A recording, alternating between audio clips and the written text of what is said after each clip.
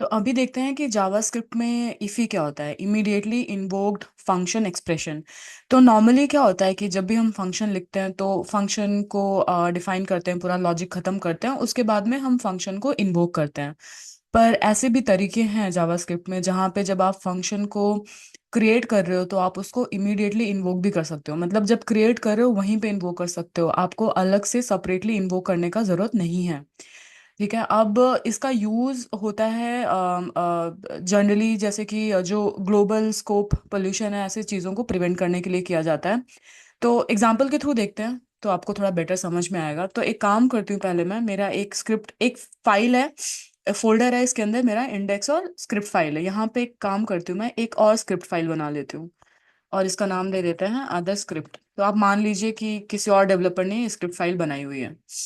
ठीक है। और इस वाले स्क्रिप्ट फाइल में एक कुछ तो, इसको बंद कर देते हैं, एक कुछ तो वैल्यू बना रखा है, कॉन्स्ट एम्प्लॉय।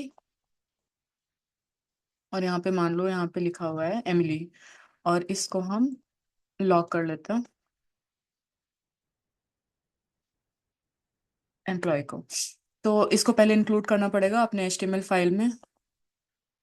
तो इसको, इसका नाम था अदर स्क्रिप्ट।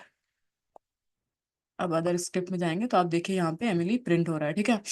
तो यहाँ पे किसी ने ऑलरेडी ये वेरिएबल जो है वो डिफाइन कर रखा है और यहाँ पे वैल्यू दे रखी है। अब अगर मैं दूसरे स्क्रिप्ट फाइल में जाती हूँ और यहाँ पे मैं दूसरा एक वेरिएबल लेती हूँ सेम नाम का, एम्प्लॉय नाम का, और यहाँ पे मैं देती हूँ रॉबर्ट, और इसको हम लोग लॉक करने का ट्राई करते हैं, और एम्प्लॉय, और इसको रन करते हैं, तो आप देखिए यहाँ पे एरर आ गया और ये बोल रहा है employ has already been declared. ठीक है, क्योंकि मैंने एक ऐसा वेरिएबल डिक्लेयर करने का ट्राई किया जिस जो ऑलरेडी दूसरे स्क्रिप्ट फाइल में है, उसका स्कोप ग्लोबल है, और मैं यहाँ पे भी एक ग्लोबली एक दूसरा वेरिएबल डिफाइन करने का ट्राई कर रही हूँ। ठीक है। तो ये अलाउ नहीं करता है। अब इसके लिए क्या है, हम लोग इसका यूज कर सकते हैं इफी का। तो पहले देखते हैं कि हम कैसे लिखते हैं। ठीक है। तो इफी का सिंटैक्स थोड़ा वियर्ड है। तो हम क्या करेंगे, पहले तो एक पेरेंथेसिस डालेंगे। ठीक है। अब इसमें ना कोई फंक्शन का नाम वाम देने का जरूरत नहीं, मतलब आप बिना अननेम्ड फंक्शन बना सकते हो। ठीक है। तो यहाँ पे पेरेंथेसिस दिया। अब ये जो भी फंक्शन बनाएंगे इसको हमें इन्वोक भी करना होगा तुरंत ही, तो यहाँ पे ये कर सकते हैं। तो एक काम करते हैं, पहले से फंक्शन लिखते हैं, उसके बाद आगे देखेंगे। ठीक है। तो मैं यहाँ पे एक फंक्शन लिख देती हूँ, फंक्शन, और ऐसे डिफाइन करेंगे ना हम फंक्शन। अब इसको जो है ना अंदर ले लेते हैं।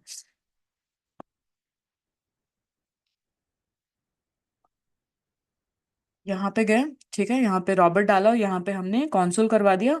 अब क्या करेंगे, इसको ना हमें पहले तो कॉल करना पड़ेगा। तो इसमें इसका क्या मतलब है, इमीडिएटली इन्वोक्ड फंक्शन एक्सप्रेशन। ठीक है। इमीडिएटली आप इन्वोक कर सकते हो। तो इमीडिएटली इन्वोक कैसे करते हो फंक्शन को, आपको ये लगाना पड़ेगा ना, तभी तो इन्वोक होगा। तो ये किया और इसको सेव किया, तो आप देखो यहाँ पे अभी दोनों प्रिंट हो रहा है, रॉबर्ट भी प्रिंट हो रहा है, एमिली भी प्रिंट हो रहा है ना। तो जो इस फाइल में था वो भी प्रिंट हो रहा है, जो इस फाइल में है वो भी प्रिंट हो रहा है। अब अगर जैसे कि मान लीजिए आपने यहाँ पे कोई तो इसी को बोलते हैं इफी। ठीक है। आपने कोई फंक्शन बनाया, अननेम्ड फंक्शन, और आपने उसको वहीं के वहीं इन्वोक कर दिया। इसका नाम भी दे सकते हैं, हम वो देखेंगे भी आगे। पर जनरली आप ऐसे इफी ब्लॉक बना के और क्या बोलते हैं फंक्शन बना के और उसको इन्वोक कर सकते हो। ठीक है। अब यहाँ पे अगर मैं एक कोई और दूसरा फंक्शन बना देती हूँ, एक जैसे कि कॉन्स्ट हेलो वर्ल्ड, कुछ तो फंक्शन बना लेते हैं यहाँ पे।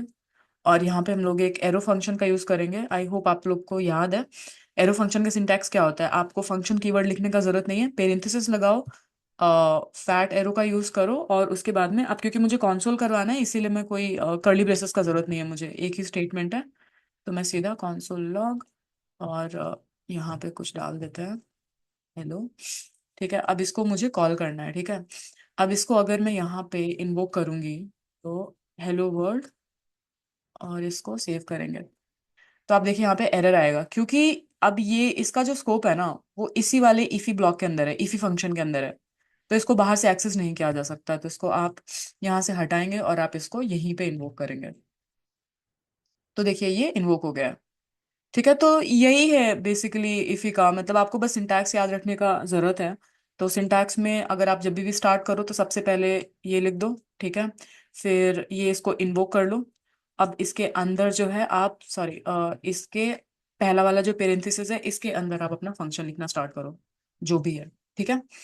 अम, अब ये तो इसमें हमने कोई पैरामीटर पास नहीं किया था, राइट? तो अगर आपको कोई इफी बनाना है और आपको इसमें पैरामीटर पास करना है तो वो कैसे करेंगे, देखते हैं। क्या है इसका, IIFE विद पैरामीटर। अब यहाँ पे क्या होगा, यहाँ पे सबसे पहले जैसे मैंने बोला, ठीक है, अब दो पेरेंथेसिस तो लगा ही दो, और यहाँ पे हम अपना फंक्शन लिखेंगे, फंक्शन। और इस बार हम क्या करेंगे, इस बार हमें एक पैरामीटर पास करना है, तो हम एक काम करते हैं, यहाँ पे कुछ भी दे देते हैं, जैसे कि नेम वगैरह दे देते हैं और सिर्फ नॉर्मल कंसोल करवा लेते हैं। तो यहाँ पे जाएंगे और सीधा लॉग लिख सकती हूँ मैं,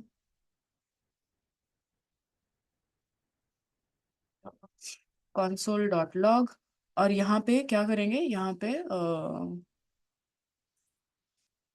हेलो, एंड देन इसको अपेंड कर देते हैं नेम के साथ। अभी हमें ये नेम वैल्यू भी तो पास करनी पड़ेगी। तो जनरली हम क्या करते हैं, जब फंक्शन लिखते हैं और जब उसको इन्वोक कर रहे होते हैं तब वैल्यू पास करते हैं ना, आर्ग्यूमेंट तभी पास करते हैं, क्योंकि हमने यहाँ पे एक पैरामीटर दे रखा है, तो इस पैरामीटर के लिए आपको आर्ग्यूमेंट पास करना पड़ेगा, करेक्ट? तो यहाँ पे तो ये यहीं पे इन्वोक हो रहा है, तो आपको वो वैल्यू जो है ना आप यहीं पे पास करोगे। तो अगर मैं यहाँ पे लिख दूँ, लेट्स से जॉन, तो यहाँ पे आ गया ना हेलो जॉन, ठीक है।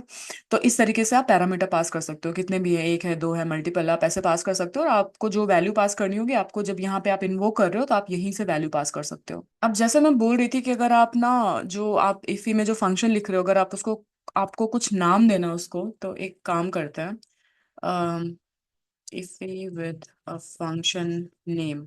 अभी यहाँ पे प्रॉब्लम क्या होगा मैं आपको बताती हूँ। तो सबसे पहले, जैसा हमने बात किया था, दो पेरेंथेसिस बना देंगे।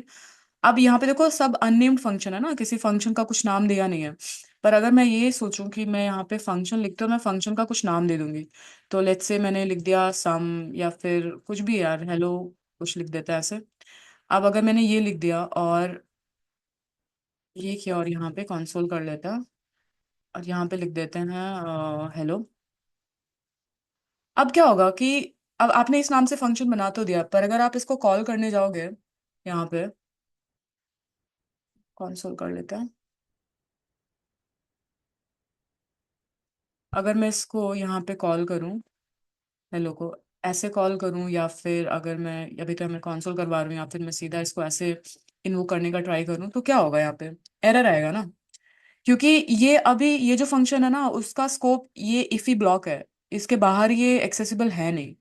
अब प्रॉब्लम क्या है कि अगर आप इसको इसके अंदर ही कॉल करने का ट्राई करोगे तो रिकर्जन वाला केस हो जाएगा, मतलब वो लूप बन जाता है ना, डेडलॉक हो जाता है, मतलब उसी में वो बार बार रिकर्जन होगा, बार बार कॉल होता रहेगा। ये फंक्शन कॉल होगा, अंदर जाएगा, देखेगा आपने यहाँ पे हेलो को फिर से कॉल किया है, फिर से होगा, ये ऐसे चलता रहेगा, एक इनफिनिट लूप में चला जाएगा और आपका ब्राउजर क्रैश हो जाएगा, ठीक है। तो इसीलिए आप ऐसा ना कभी भी देखोगे नहीं कि आपको कोई इफी ब्लॉक है और वहां पे किसी ने फंक्शन का कुछ नाम दे रखा हो, ठीक है, क्योंकि जरूरत नहीं है, बाहर वैसे भी तुम एक्सेस कर नहीं सकते हो। तो ये हमेशा अननेम्ड ही रहेगा, ठीक है। तो बस इतना ही था इफी ब्लॉक में, बाकी इसके हम यूज केसेस देखेंगे जब हम लोग कुछ थोड़े बहुत असाइनमेंट्स करेंगे इससे रिलेटेड।